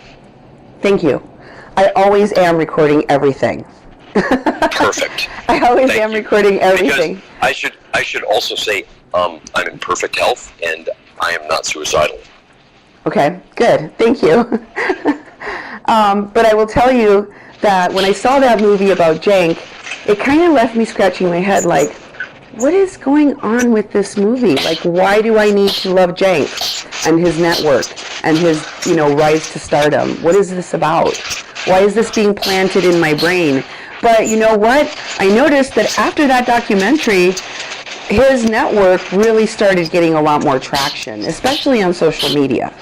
So it worked. The propaganda that the Young Turks is the new it thing, the new alternative media that you can trust. That's what I heard. And then I watched the movie Get Me Roger Stone. Did you see that? No, I didn't. Okay, well, you should. Anyway, that movie had Cenk in it. And when I saw that movie and I watched these players, I felt like I was... Holy shit, and they had that fake fight. Yes! They had that fake fight. Holy shit. And I was sitting there going with the people from InfoWars and everything, and I'm like, am I watching wrestling right now? What the fuck is this? What is this? Holy shit. Yes. So, okay, Cindy, all you're doing is you're reconfirming every suspicion I have right now. Yeah. That's why I was really, really worried about you talking with Josh and Russell and Anna, because I thought, what are they going to do? Are they just going to take this shit and bury it, or give it to the wrong people and use it against us? I mean... I know she does not like Michael Wood, and I know she doesn't like Jordan, and I know she doesn't like that other new guy they hired who did the fake story about Maxine Waters slapping his hand. But what about Cenk? I mean, if he has authority over her, he can just kill the story. Cenk has hired all those people. Yeah. Cenk has hired all those people. Yep. And most of them he's known his entire life. Great. Because those are the easiest people to manipulate. The entire core of what is TYT, Malcolm, Steve-O, all those guys, they've known him. They literally grew up with him. Great. And I told Steve-O about this too. I told John, like I'm 100% positive convinced he recorded me upstairs in his office when I told him I was Enoch. Positive. And then he'll just play that back to Anna Kasparian and John and say, see, Wes is crazy, you don't have to listen to him. Well, although I do record everybody that I talk to, I will also tell you that I always ask people if I can share their information on the air or broadcast them before I do it. And the main reason why I record is because people threaten to sue me all the fucking time. People threaten to sue me if I misquote them. People threaten to sue me if I say something that they told me, you know? Yeah, no, you can play whatever you want. I mean, it all depends on, backing some of it up, because I don't have any more physical proof than the text these people sent me, because most things were done in conversation over Signal or face-to-face. Well, I don't know that I would play what we're talking about right now to anybody, because... no, but definitely keep it recorded so that if this story breaks, because look, I told the FBI, and I'm sure they're all now looking at their files and seeing everybody calling me crazy and paranoid when I was out there, which maybe they won't listen to me, but if they are listening to me, they're going to move fast as fuck on all these people, and you'll be the only people who can say, hey, I knew it was going on the whole time. Here's us talking about it. Exactly. But I really, really, really, really strongly suspect Cenk of something. I have too. I have suspected him, and I think it's very clear that they are working with Michael Wood. And when I saw the veterans coming in, I wasn't cheering, not because I don't like veterans, but because I felt there was an ominous presence within them, and that they weren't coming to protect the water protectors. They came to shut everything down. You are 100% right. It was always the plan from the beginning, and I was supposed to be the fall guy for it. Either that I would die there, or that they could just use me later to frame me for something. Okay. That is all I'm going to play for you today. Yeah. There is more. And there are many other interviews that I did with Wesley before this and after this. This one had so much information. I really felt like, especially right now with everything that's happening, it was really important for me to share what he told me last year in June. And I also think that that's going to help us be able to pick up with this story and everything else that I've been telling you is going on right now, and how it connects back to the Kathleen Bennett story and my investigations on Standing Rock. So thank you for being with us and sharing this information out to the public so everyone can learn. And thanks for being with Cindy Gomez-Schempp And Duke Gomez-Schempp. on the Mexican Crossing Lines. I was interviewing Wesley Clark Jr. on June 16, 2017. So that was Correct. the interview you just heard. And the show is Freak the F Out. Please tune in next time for more information about this. Good night.